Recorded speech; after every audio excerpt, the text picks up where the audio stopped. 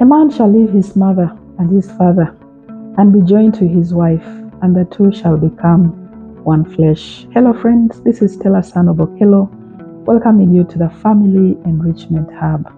Thank you for those of you who have truly supported this channel to this far that it has reached. I appreciate you. I have the honor to be starting out a new series, and that is Family Insights, that can be helpful in building our relationships and moving them from one level to another.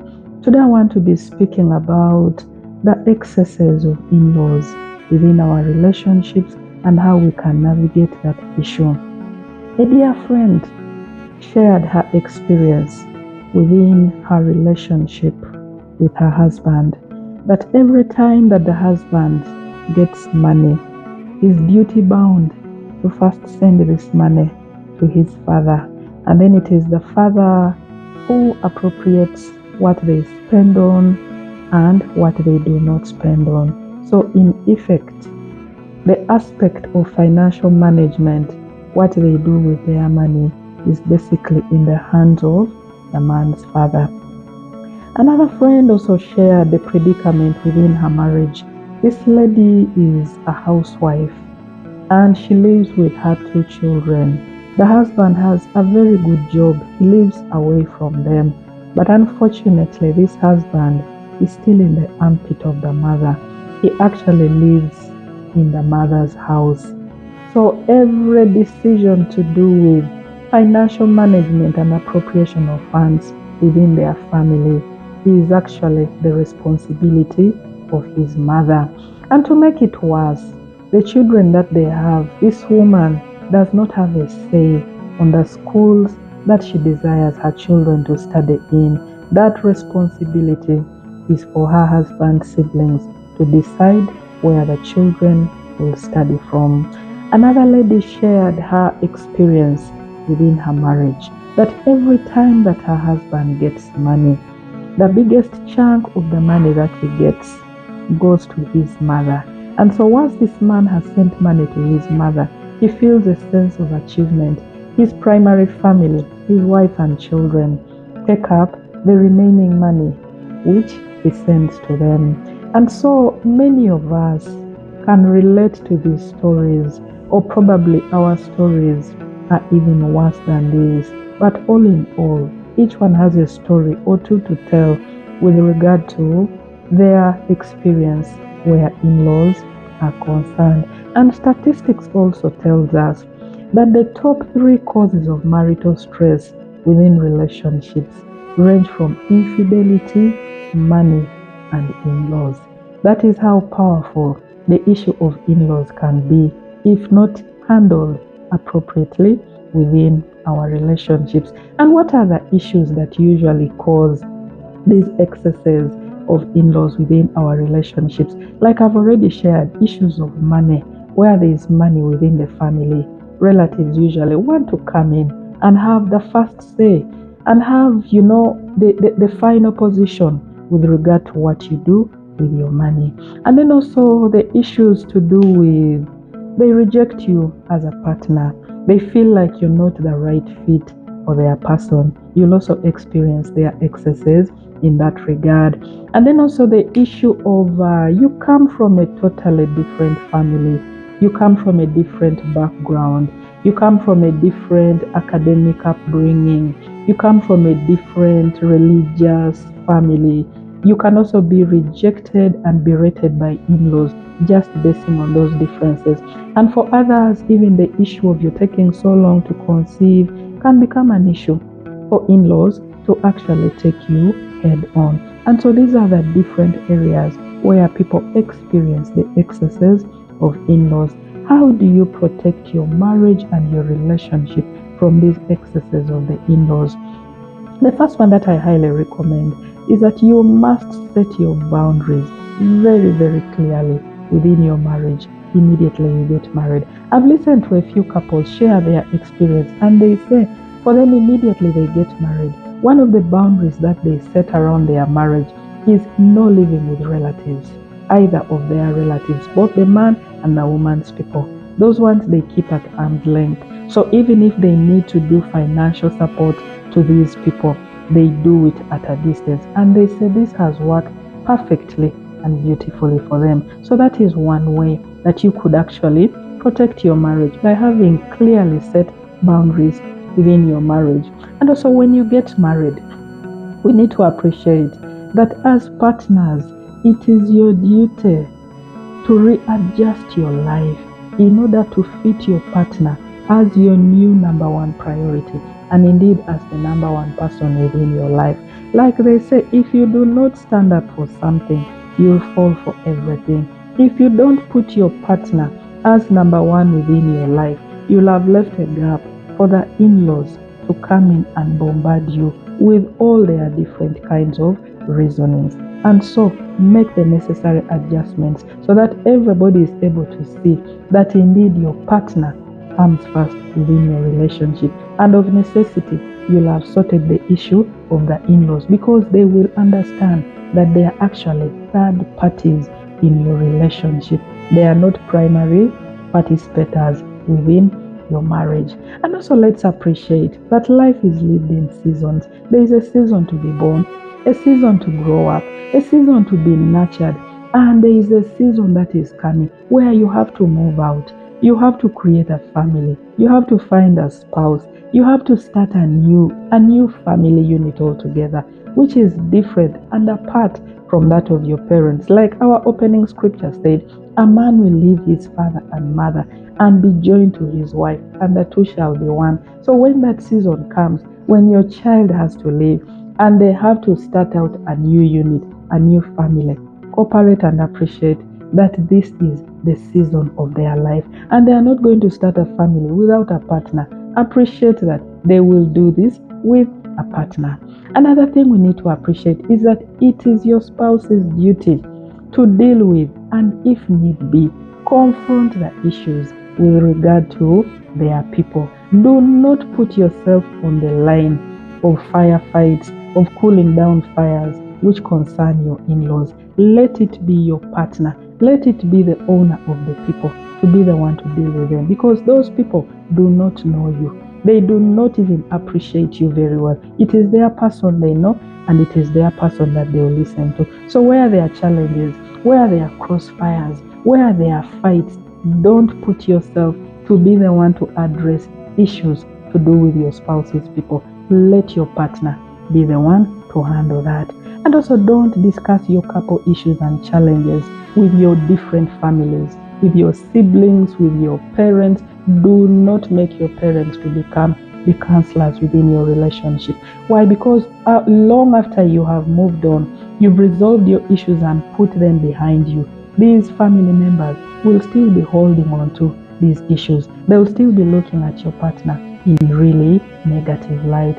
Another thing is that you need to be really respectful and cordial and civil when it comes to matters relating to your in-laws.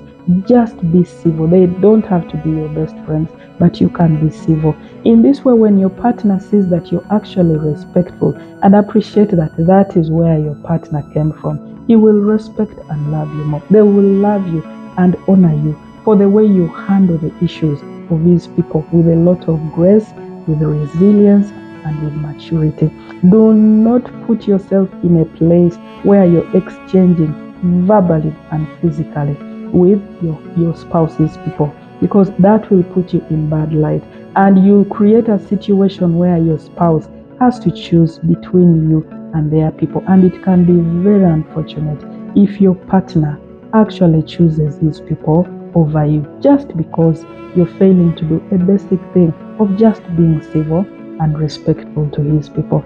Another thing we need to do is that when you get married, appreciate that you're now a new unit, you're now a team, you have created a new family. I love to use the example of a baby. When you've given birth to a baby, you take care to nurture this baby. You bring out the best in this child. You give them warmth. You protect them from harsh environment. You protect them from people that can harm them. You don't say, hey, you're also a human being. take care of yourself. No, you put in all the conditions that are right for this child to grow into independence and be able to take care of themselves on their own. Just like you see a seedling. When you put a seedling in the ground, you don't say, there you are. Now I'm waiting to see a tree with fruit on it. You take care of the seedling. You protect it from the harsh environment. You build a hedge around it so that it's protected from children who can pluck it out. It's protected from animals that can trample it.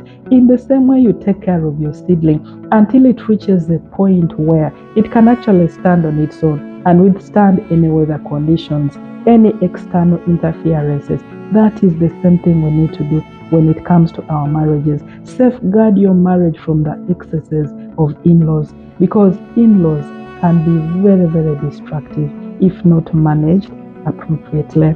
Friends, also focus on your spouse and your relationship and the beautiful dreams and visions that you're building together. Like they say, what you focus on, you multiply and you grow. If you keep focusing on the negatives, your in-laws don't like you. Your in-laws are hating you. Your in-laws want to throw you out. And you forget the good that is going on between you and your partner. You will actually be a victim. You will play a victim within your relationship. So focus on the good that you have. You have the partner, you have the relationship, you have the love, you have a lot going on between the two of you. That is reason enough for you to celebrate and not pay attention to the negatives that are coming from your in-laws. Also, what we need to appreciate is for those who have raised their children single-handedly, for the single parents, sometimes there are issues around these children when they get married. You find parents still wanting to hold on, to exert their power and their influence on these children. I listened to one family coach who put it in a very, very candid way. He said, as a parent, it's your duty to look after your child. It's your responsibility to raise your child into a responsible person that will add value to the community. When you're raising your child, you're not doing charity. It is nobody's responsibility to raise for you your child. So just because you're a single parent and just because you've raised up your child does not give you a mandate to poke your nose in the relationship of your child. Allow your child to adjust their life and priorities and start a new family unit without your external interference. Friends, another thing that you can do is that you need to be on the same page with your partner.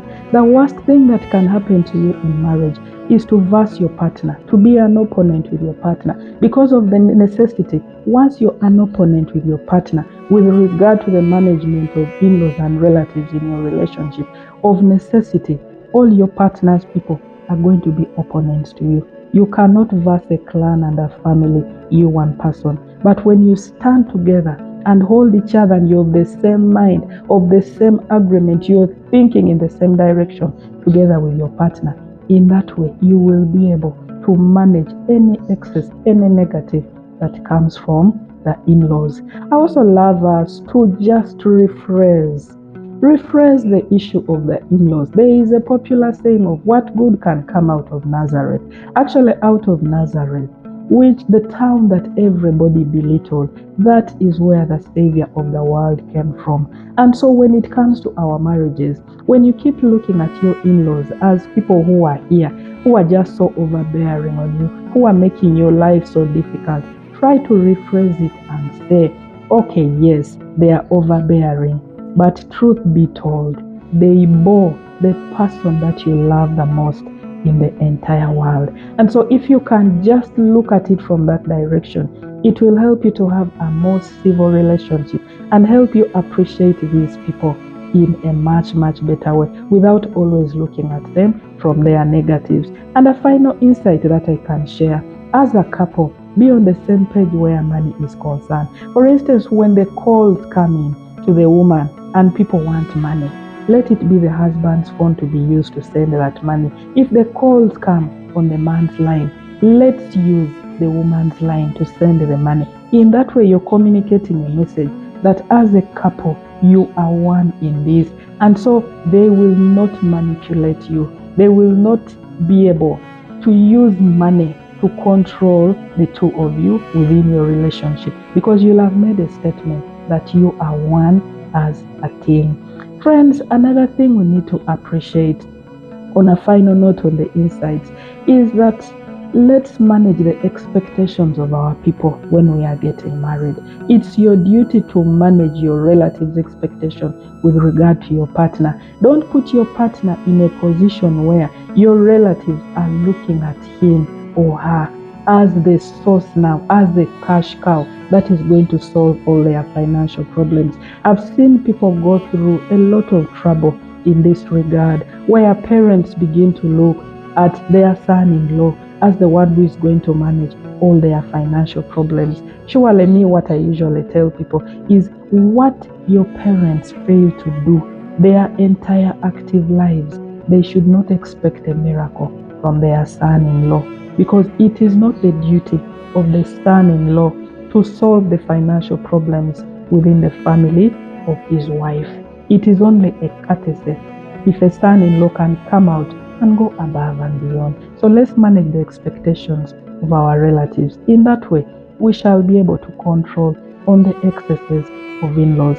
As I conclude, friends, we are told that the only power that people have on you or against you is the power that you give them. Stand together as a couple, and in that way, you will be able to surmount any issue, any challenge with regard to the in-laws within your relationship. For together you stand, undivided you fall. Thank you, friends, for listening in. Kindly love this channel, kindly share widely, for this is how we shall transform our society through the family. God bless you. Bye.